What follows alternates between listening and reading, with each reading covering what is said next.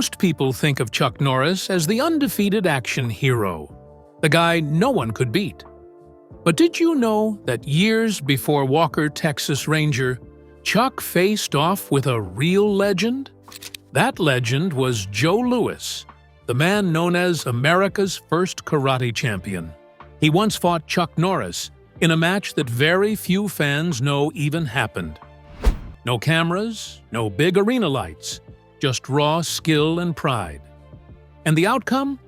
Let's just say it changed everything. This isn't a story of who kicked harder, it's a story of who made history. Join us as we dive into their rivalry and the fight that changed everything. Joe Louis's early years. Joe Louis was born on March 7, 1944, in Knightdale, North Carolina. He had Welsh and Scottish roots. In 1962, he joined the United States Marine Corps. At first, he was stationed at Marine Corps Air Station Cherry Point in North Carolina. Later, between May 1964 and November 1965, he was sent to Okinawa. That's where everything started to change. While in Okinawa, Louis trained in Shorin-ryu karate. His teachers included Izo Shimabukuro, John Korab, Shinsaku Kinjo, and Seiyu Oyata. He earned his black belt in just 7 months, which is very fast. His time there shaped his skills and mindset. After that, Louis became one of the first U.S. Marines to be sent to Vietnam. It was during this time that he met Rocky Graziano, a former boxing champion.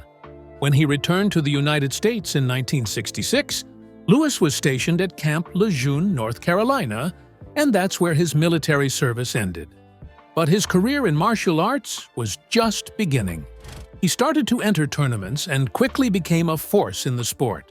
From 1967 to 1968, he trained privately with Bruce Lee. That was a huge deal. Bruce Lee was already becoming a legend. Louis was learning from the best. A Hong Kong cinema expert once said that Bruce Lee originally wanted Joe Louis to play the villain Colt in the film Way of the Dragon. But either they had a falling out or Louis had another commitment, so the role went to Chuck Norris instead. Still, Louis and Lee's training together meant something big. It was a meeting of two powerful styles, karate and kung fu, and it helped shape Louis into a smarter, stronger fighter. He didn't just rely on power. He learned how to control it, time it, and use it better. That mix of strength and strategy would soon make him a name that everyone in martial arts would remember. A champion on the rise. In 1966, Joe Louis entered his first tournament, the U.S. Nationals. He had only been training for 22 months, but he went on to win the whole thing.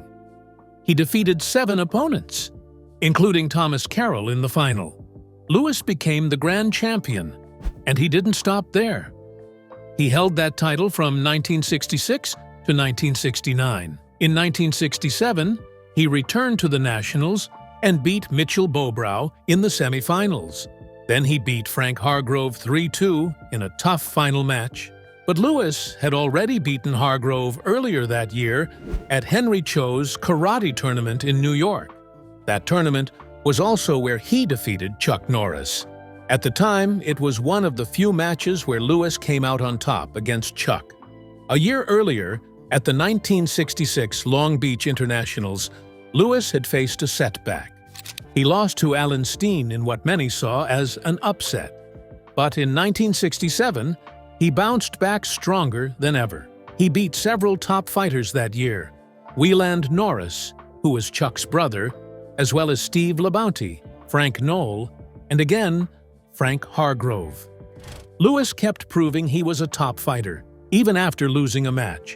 In 1968, he faced En Tanaka at the Orient vs. US tournament and lost. But once again, Louis didn't let it stop him.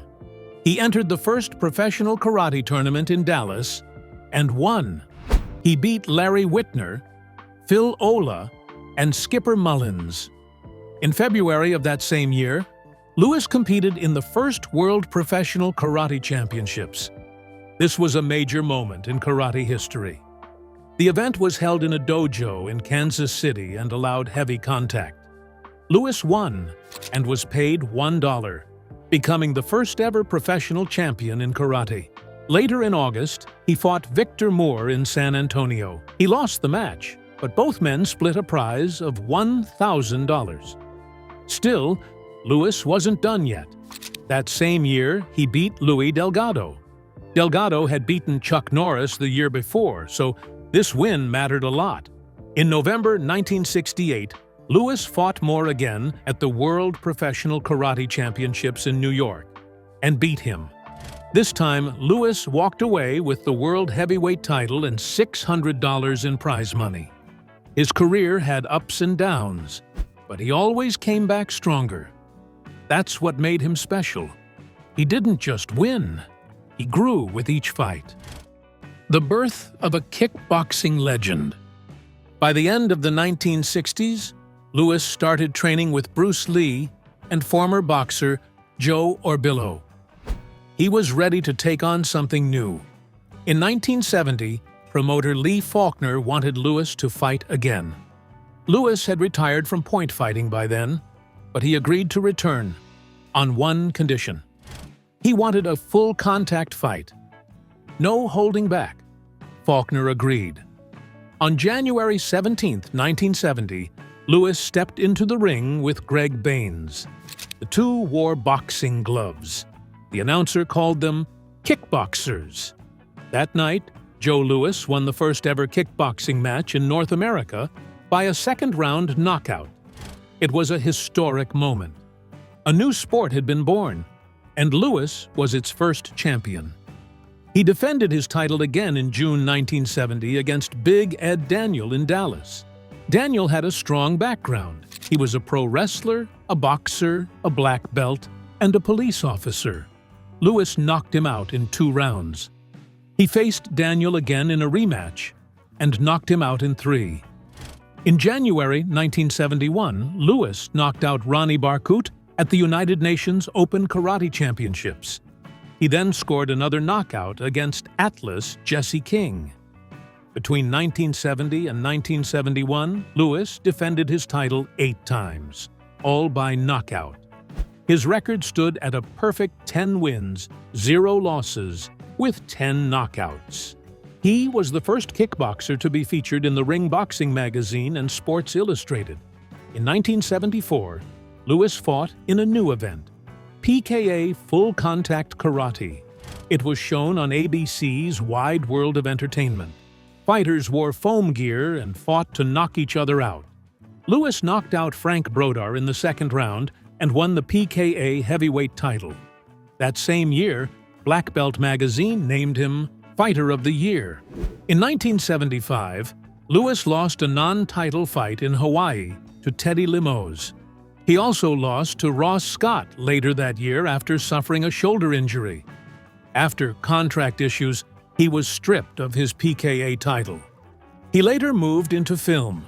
In 1977, he worked on Circle of Iron. He starred in Jaguar Lives in 1978 and Force 5 in 1981. In 1983, Lewis made a comeback. He beat fighters like T. Morrison, Charlton Young, Curtis Crandall, and Melvin Cole. But in April, he lost to Tom Hall. In August, he lost again due to a cut during his fight with Kerry Roop. That marked the end of his full-contact career. He had a record of 17 wins, 4 losses, with 15 knockouts. His PKA record was 5 wins and 4 losses.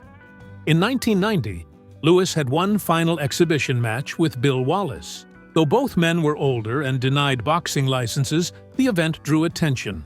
The match was called Speed versus Power. 2 judges called it a draw. One gave the win to Wallace. But for fans, it was a moment to remember.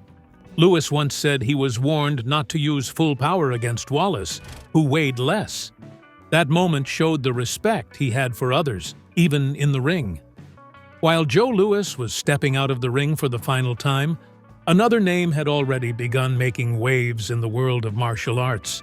A man from small-town Oklahoma was rising through the ranks. With a story, just as powerful. Chuck Norris's early years and success. Chuck Norris was born on March 10, 1940, in Ryan, Oklahoma. His full name was Carlos Ray Norris. His mother was of Irish background and his father was part Cherokee. Chuck was the oldest of three brothers. One of them, Wieland, later died in the Vietnam War. Norris had a tough childhood. His parents divorced when he was just 16. He and his family moved to Kansas, and later to Torrance, California. Chuck said he was shy, not athletic, and didn't do well in school. His father struggled with drinking and didn't always have steady work. These challenges made Chuck quiet and unsure of himself. But things changed in 1958 when he joined the United States Air Force. He worked as an air policeman and was sent to South Korea. That's where he discovered Tang Soo Do, a Korean martial art. It was also where he got the nickname Chuck. He worked hard and earned black belts in the art. Later, he came back to the U.S. and kept serving at a base in California. After leaving the Air Force in 1962, he applied to become a police officer, but ended up opening his own martial arts studio instead. That choice would soon lead to something bigger. Chuck started entering martial arts tournaments. At first, he lost a few matches. He lost to fighters like Joe Louis and Alan Steen. At the International Karate Championships, he was also defeated by Tony Tulliners. But by 1967, Chuck was improving fast. He started winning big matches. On June 3, 1967, he won the Karate Tournament of Champions. He beat 7 fighters in one day, ending with a win over Skipper Mullins. Then on June 24th, he became champion at the All-American Karate Championship at Madison Square Garden. He won that title by beating Julio LaSalle and Joe Louis. This was a major moment. Beating Louis gave him more attention in the karate world. At that time, Chuck was also working for Northrop Corporation and running a chain of karate schools. Some of his students were celebrities like Steve McQueen, Bob Barker, Donny Osmond, and Priscilla Presley. In 1968, Chuck lost a match to Louis Delgado. That was the 10th and last loss of his career. But later that year, he got his revenge. On November 24th, he beat Delgado and won the professional middleweight karate champion title. He held that title for 6 straight years. In April of the following year, Chuck defended his All-American title again at a round-robin tournament. He won the championship a second time, then retired from competition undefeated after that point. During these years, Chuck also met Bruce Lee. At the time, Bruce was known from the Green Hornet TV series. The two became friends and trained together. That friendship would lead to something big on the big screen. A breakthrough in movies. In 1972, Chuck Norris acted alongside Bruce Lee in Way of the Dragon. In the movie, he played Bruce Lee's enemy. The film became a huge hit. It made over $130 million around the world. This role introduced Chuck Norris to a much bigger audience. In 1973, he acted in The Student Teachers. A year later, he appeared in Yellow-Faced Tiger, where he played a drug boss in San Francisco. The movie came out in the U.S. later under the name Slaughter in San Francisco. Around the same time, his friend and student, Steve McQueen, pushed him to take acting classes. That helped Chuck learn more about performing in front of the camera. In 1975, he wrote a book called Winning Tournament Karate, where he shared his fighting tips. In 1977, Chuck starred in A Breaker Breaker. It was a low-budget film, but it did well. In 1978, he starred in Good Guys Wear Black. Studios didn't want to release the movie, so Chuck and his team rented theaters and showed it themselves. The film made over $18 million. That success made him the first major American martial arts film star. Before him, most martial arts movies came from Hong Kong. Chuck stood out by keeping his films American in style, story, and location. That approach worked and became part of his brand moving forward. Action star of the 80s. In 1979, Chuck played a karate champ, helping police in a force of one. The movie made $20 million. In 1980, he starred in The Octagon, where his character fought ninja-trained terrorists. This time, major studios got involved. In 1981, he starred in An Eye for an Eye. Then came Silent Rage in 1982, where he played a sheriff fighting a killer. It was his first film released by Columbia Pictures. That same year, MGM gave him a 3-film deal, but he didn't like the direction they were taking, so they ended the contract. In 1983, he made Lone Wolf McQuade, which became a fan favorite. Chuck played a wild Texas Ranger. David Carradine played the villain. Critics loved the film. Roger Ebert gave it 3.5 stars and said the main character could become a classic. The movie later inspired his TV show Walker, Texas Ranger. That year, Chuck also released a fitness program called Toughen Up and had a video game made using his name. In 1984, he starred in Missing in Action, where he played a soldier rescuing prisoners from Vietnam. He dedicated the movie to his brother, Wieland, who died in the Vietnam War. The film became a big hit. Chuck became Cannon Films' biggest star of the 80s. In 1985, he starred in Code of Silence, which critics called one of his best performances. That year, he also starred in Missing in Action 2 and Invasion USA. In 1986, he teamed up with Lee Marvin for the Delta Force, which also did well. That same year, Chuck voiced a cartoon version of himself in Karate Commandos, which even had a comic book. In 1987, he released his book, The Secret of Inner Strength, My Story. In 1988, he acted in Braddock, Missing in Action 3, and Hero and the Terror, where he played a cop chasing a killer.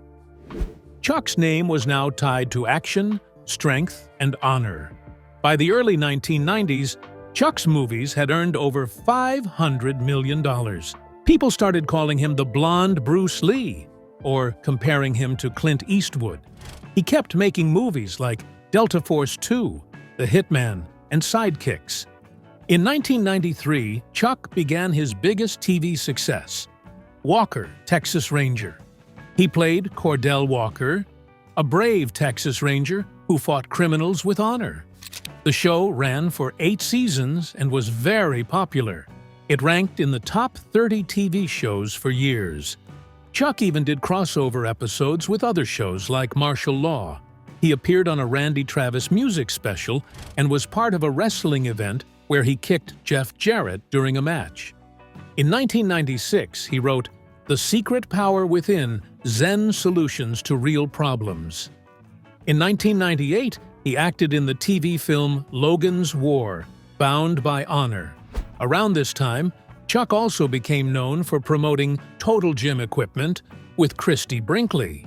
In the 2000s, Chuck acted in more TV movies like The President's Man and Trial by Fire. The 1967 Fight That Changed Everything. It was June 30th, 1967. The All-American Karate Championships were being held at Madison Square Garden. The place was buzzing. 2 of the best fighters in America were about to face off.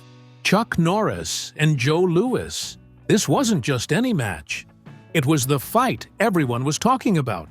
The Grand Champion title was on the line. Both men had already made a name for themselves in the world of martial arts. Joe Louis was known for his power.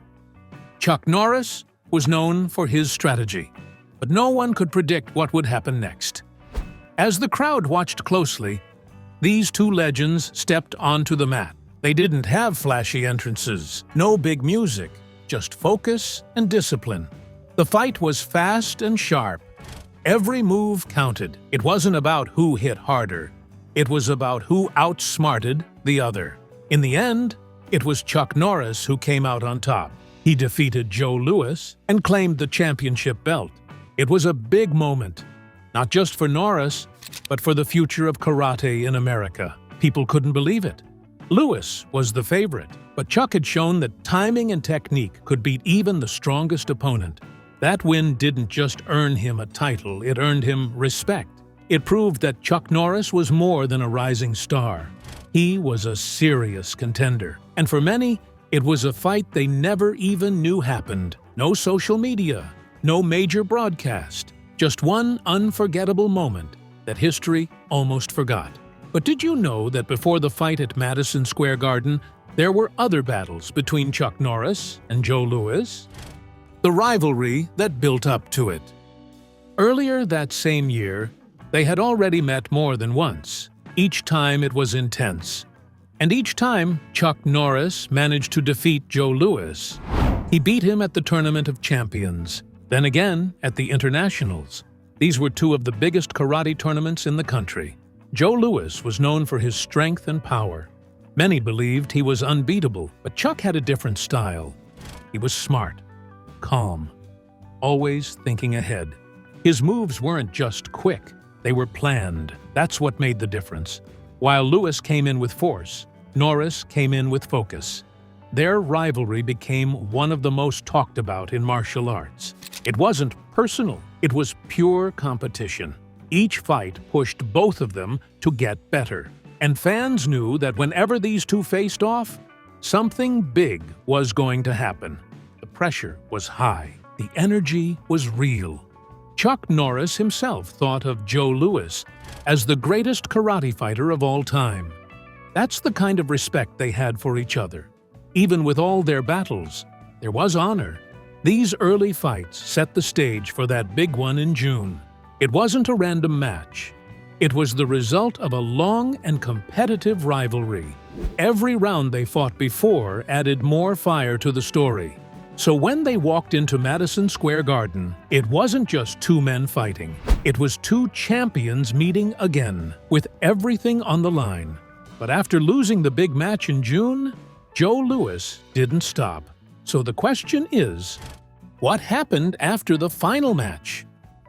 After the big loss to Chuck Norris at Madison Square Garden in June 1967, Joe Louis didn't step back. He stepped up. In fact, from 1966 to 1969, he stayed on top as the U.S. Nationals Grand Champion. That title wasn't easy to hold. You had to win again and again, facing the best fighters from around the country. And Louis did just that. At the 1967 Nationals in Washington, he beat two strong opponents, Mitchell Bobrow and Frank Hargrove. But that wasn't the first time he faced Hargrove. Earlier that year, in 1968, at Henry Cho's karate tournament in New York City, Louis had already defeated him. And that event wasn't just important because of Hargrove. That was also the same tournament where Joe Louis defeated Chuck Norris. Yes, the same Chuck Norris who had beaten him at the All-American Karate Championships just weeks earlier. This shows that their rivalry went both ways. It wasn't one-sided. Sometimes Chuck won. Sometimes Louis did. And in New York, it was Louis who came out on top. That same year, Louis also defeated Waylon Norris, Chuck Norris's younger brother. He didn't stop there. He went on to beat top fighters like Steve Labonte and Frank Knoll. He was proving something with every win, that he wasn't going anywhere, that his loss to Chuck didn't mean he was done. It meant he had more work to do, and he did it. Back in 1966, Louis had faced a loss himself. At the Long Beach Internationals, he was bested by Alan Stein. That loss stayed with him. It fueled him. And by 1967, Louis was not only fighting harder, he was winning again. He wasn't just a powerful kicker. He was smart, focused, determined. The way he bounced back after defeats showed what kind of fighter he really was. So that's how Joe Louis became even more respected in the karate world. He was known as a fighter who didn't give up. On the other hand, Chuck Norris used his 1967 victories to boost his own journey. After beating Louis and winning the championship, Chuck took things to the next level. In 1968, he claimed the title of professional middleweight champion. And he didn't just hold it for a year or two. He held on to it for 6 years straight. That was no small thing. It showed that his win against Joe Louis wasn't just luck. It was part of a bigger climb to the top. That fight in 1967 helped him build momentum. It gave him the confidence and recognition he needed to rise even higher. People started seeing him as a true champion, not just in the ring, but in the sport as a whole. That match at Madison Square Garden wasn't the end of their story. It was a turning point. It helped shape both of their careers. One moved forward with power. The other moved forward with strategy. Together, they changed the game.